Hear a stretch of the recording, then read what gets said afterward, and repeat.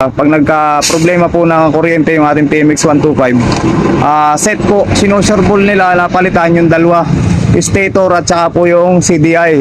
So pag ganun po, mamamalman po si customer, medyo malaki po ang magagastos kapag ganun po ang ginawa natin. Pinaka the best po na solusyon na ginagawa natin dito, CDI po na 4-pin ang nilalagay natin sa ating TMX125. Kaya pinapalitan natin to ng 4-pin. Pag ganyan ang posisyon, so sa upper left, nandito yung ating pickup coil or pulser. Sa lower left, nandito yung ating ground. Sa gitna, nilagay natin yung pulser na negative. So yan po yung green na may lining na white. At nilagay natin siya ng hinang na wire papunta dun sa ating ground. Kasi hindi magkakaroon ng kuryente. Yung ating CD hindi magbabato ng kuryente yan kapag hindi siya napasukan ng ground yung ating pickup coil. Yan po yung pulser. Negative ng pulser. So sa baba,